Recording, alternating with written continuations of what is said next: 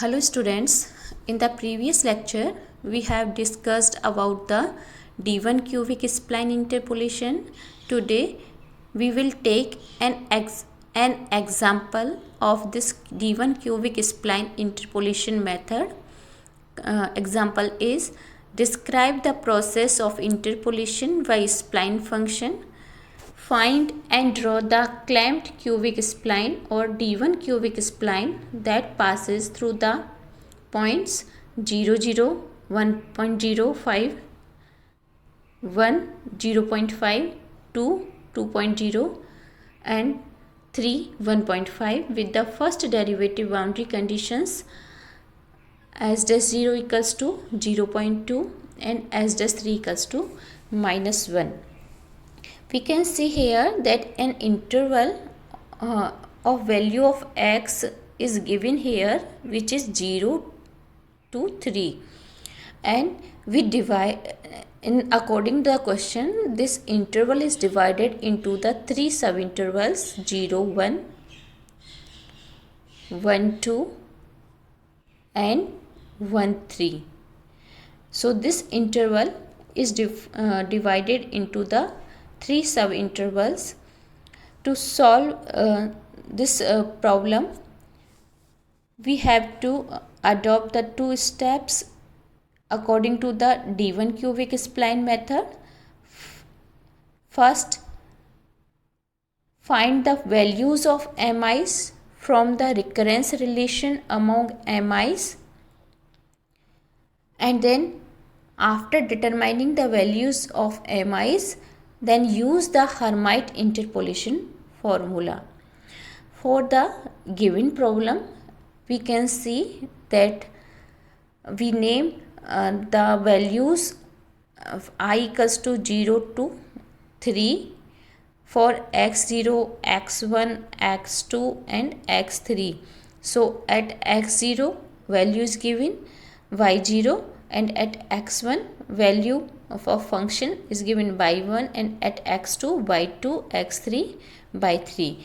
So, and at the endpoints of the interval 0 and 3, the first order derivative of the function that is s dash 0 and s dash 3 are given. We named them m0 for s dash 0 and m3 for s dash 3. So and m1 and m2 first order derivative at x equals to 1 and at x equals to 2 is not given here, so we have to determine m1 and m2. So we can see here that the subintervals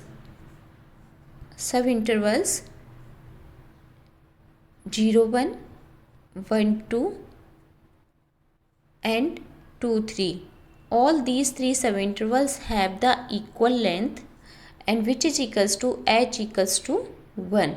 So equal interval length, so we adopt the formula recurrence relation among mi's for the equal interval lengths.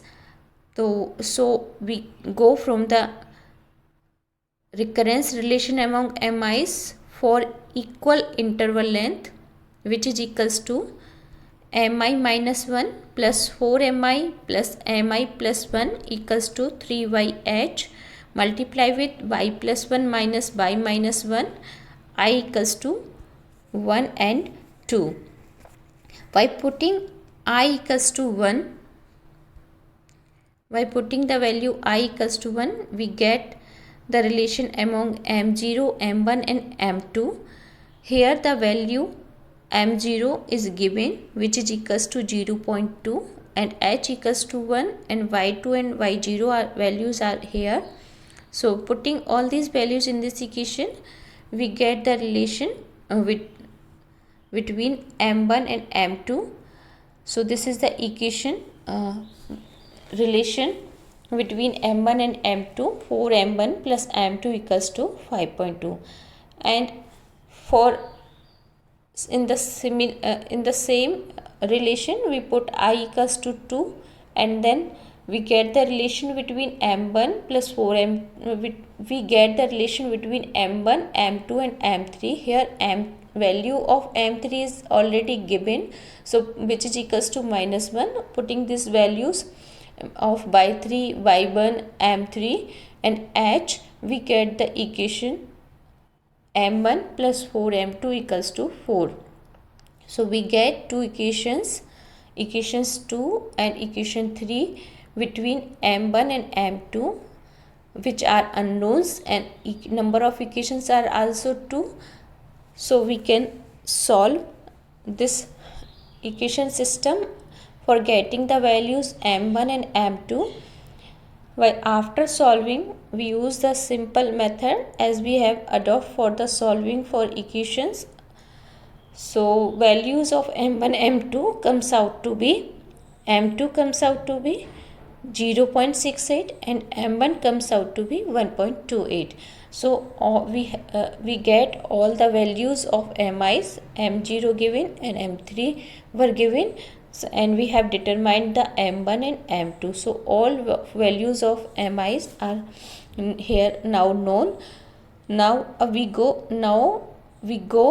through the second step, use of Hermite interpolation formula.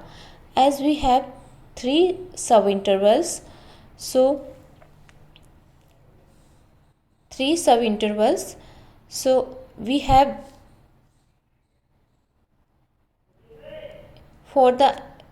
to determine the Hermite interpolation for the subinterval x I minus 1 xi for the subinterval, and we use direct the formula for the Hermite interpolation for subinterval.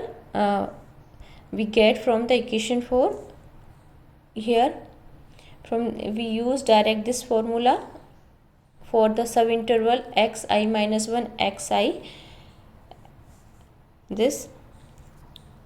So six is given here, hi is the interval length, and mi is the values for a different values of m at different I, and by I denotes the values at different I, and similarly x. So this is the formula for the subinterval xi minus 1 xi.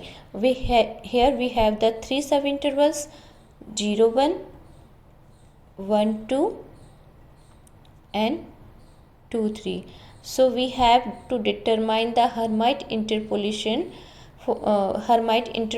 formula for all these 3 subintervals separately.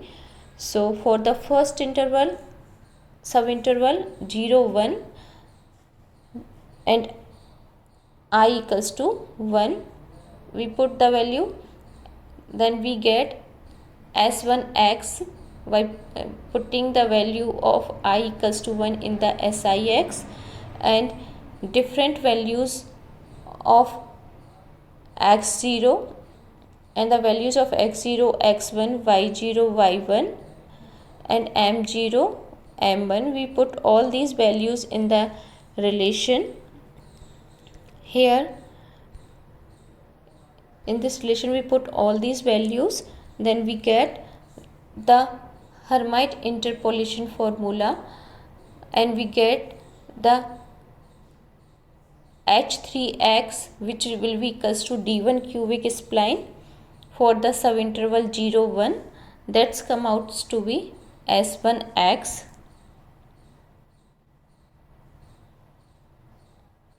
Similarly for the second subinterval 1 2, we get the cubic spline by using Hermite interpolation formula s2x by putting I equals to 2 and x by using x1, values of x1 x2 y1 y2 and m1 and m2. All these value we put it in the formula, then we get the d1 cubic spline in the second subinterval s2x, which is given by the equation 8, and in the third subinterval 2 3, we get the D1 cubic spline interpolation by using Hermite interpolation, S3x by putting I equals to 3 and using the values of x2,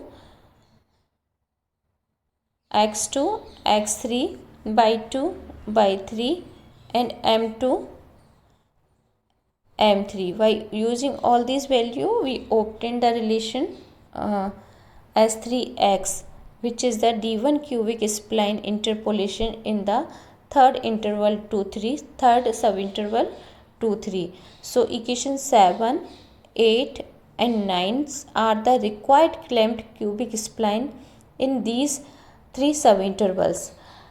If we have to determine the value of function at any given point, then we have to first determine that point lies in which subinterval, then use the D1 cubic spline formula for that subinterval and put the values of x, and we get the desired value of the function at that given point. So this is the all about the example. Now by draw the cubic spline. This figure shows the cubic spline. As we can see here that this is the clamped cubic spline